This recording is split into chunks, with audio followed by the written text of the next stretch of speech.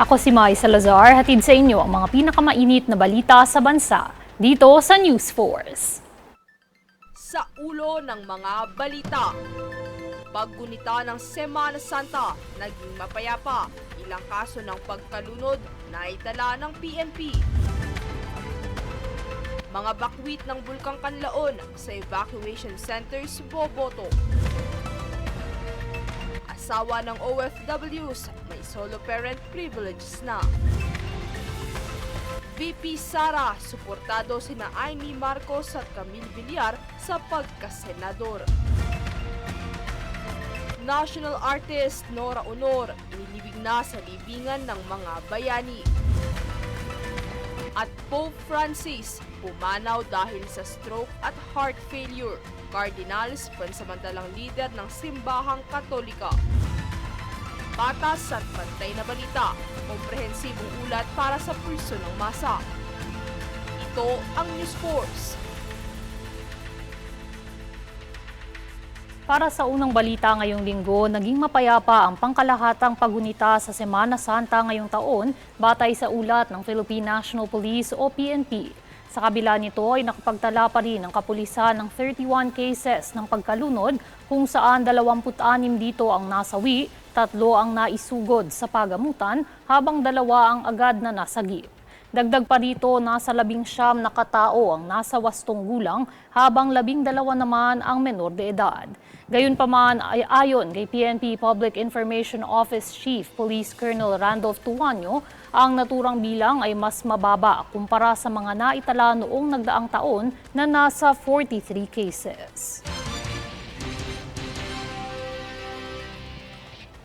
Kaugnay pang balita, matapos ang annual maintenance activities ng mga tren sa Metro Manila na ginaganap tuwing Semana Santa taon-taon, balik operasyon na ang LRT-1, LRT-2 at MRT-3. Samantala, good news naman ang inanunsyo para sa mga commuters ng Metro Rail Transit Line 3 o MRT-3 dahil sinimulan na Lunes ng umaga ang pag-deploy ng 4-car trains na kayang makapagsakay ng nasa 1,576 passengers. 3 4-car trains ang babiyahe tuwing umaga at hapon na inaasahang oras ng pagdagsa ng mga pasahero.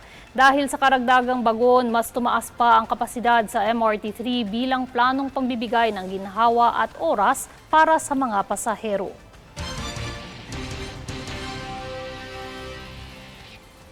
Magandang balita po, pinalaya na at nakauwi na ng bansa ang 8 Pilipinong marino na sakay ng MT Krishna 1 matapos umanong makapasok ng Malaysia ng walang passport at valid na dokumento. Itinuturing itong immigration law offense sa bansang Malaysia kung kaya't pansamantalang ikinulong ng Royal Malaysian Police Authorities ang mga Pinoy.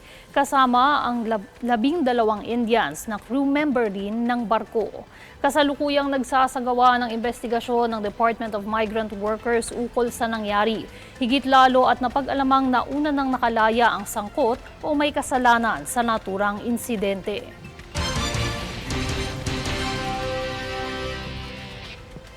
Hindi naman papayagan ng Office of Civil Defense o OCD na makabalik sa kanilang mga tahanan ng mga evacuees ng Bulkang Kanlaon kapalit ng pagboto sa darating na May 12 elections.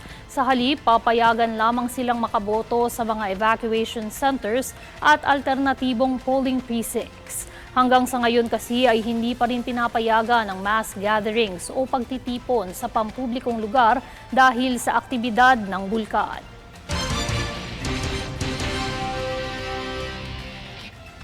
Dagdag na balita, maglulunsad ng Election Task Force ang Department of Education para sa mas epektibong monitoring ng kaganapan ng nalalapit na eleksyon. Tiniyak naman ng DepEd ang pagsuporta at siguraduhing ligtas ang mga gurong magsisilbi sa halalan. Para sa detalye, narito si Francis Riudique. Nangako ang Department of Education o DepEd na titiyakin nito ang kapakanan at kaligtasan ng mga guro na magsisilbi sa paparating na national and local elections. Ayon kay Education Secretary Sani Angara, kinikilala niyang ang mga guro ay ang nagsisilbing haligi ng demokrasya. Kaya naman aniya, sisiguraduhin ng DepEd na handa at protektado ang mga guro.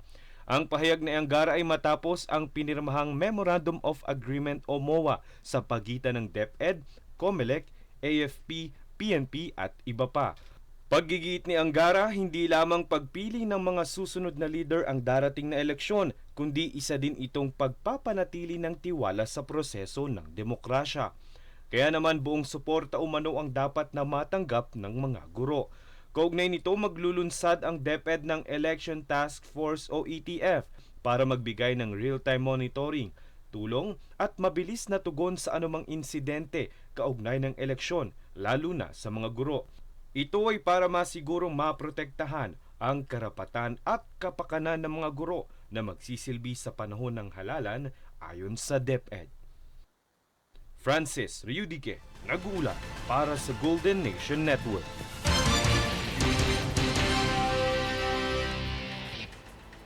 Magandang balita po, kwalipikado na sa mga benepisyo ng solo parents ang mga asawa ng Overseas Filipino Workers o OFWs na naiwan sa Pilipinas upang mag-alaga ng kanilang mga anak. Pasok sa patakaran at pribilehiyo na ibinibigay ng Department of Social Welfare and Development o DSWD kung ang OFW ay nagtatrabaho sa ibang bansa 1 taon at pataas at kabilang sa semi-skilled worker. Dahil dito, ang mga naiwang asawa sa Pinas ay makakakuha ng 10% discount at VAT exemption kung kumikita ng minimum wage o pababa. 1,000 pesos na buwan ng cash aid at automatic PhilHealth coverage at prioridad sa pabahay at trabaho. Magkaka-access din sila at ang kanilang mga anak sa scholarships at educational programs mula sa DepEd, CHED at TESDA. Pinaalalahanan lamang na magparehistro sa kani-kanilang local government unit upang mapabilang sa mga benepisyo at pribilehiyong nakapailalim ng batas.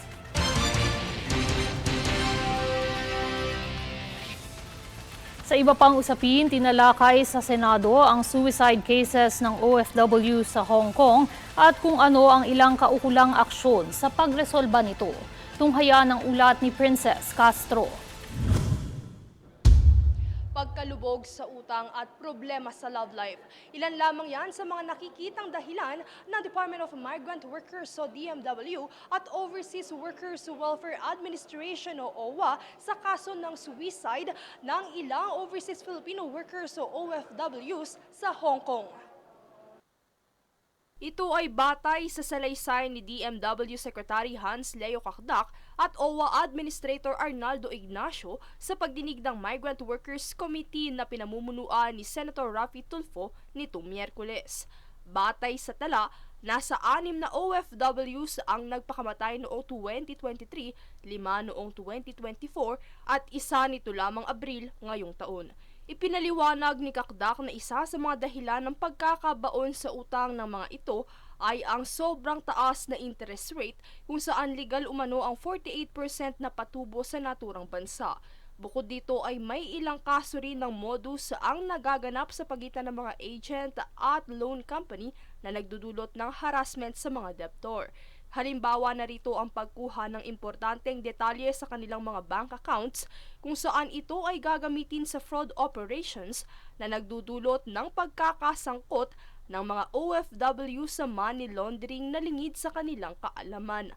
Sa kaso ng mga nakukulong na OFW, tanging nagagawa ng kagawaran ay ang mapababa ang sentensya ng mga ito at pagbibigay ng mga abogado. Bukod dito, isa rin sa mga nagiging dahilan ng suicide case sa Hong Kong ay ang problema sa pag-ibig. Ayon sa DMW, ito ay sa kadahilanang kapag nalalaman ng OFW na may kinakasama ng iba sa Pilipinas ang kanilang asawa o partner, hindi nila nakakayanan ng sakit at nagpapakamatay na lamang. Kaya naman isa sa mga inilunsad na programa ng OWA ay ang Kabayan Hotline 1348 na layong magbigay advice at safe space sa mga kabayan natin abroad na liban sa kanilang pamilya, sila ay may makakausap upang paglabasan ng kanilang mga problema at kalungkutan.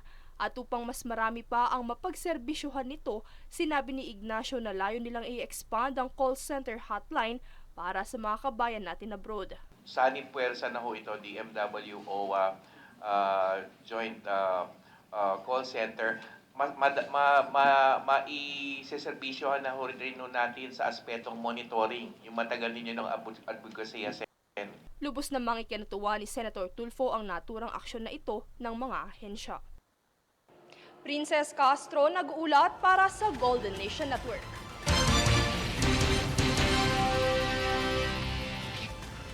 Susunod sa News Force. Former Vice President Leni Robredo inendorso ang kandidatura ni na Senatoriables Manny Pacquiao, Ben-Hur Abalos Jr.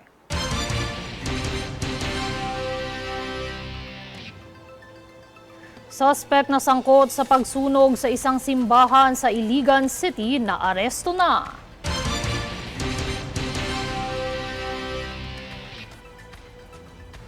OPM icon Haji Alejandro pumanaw na.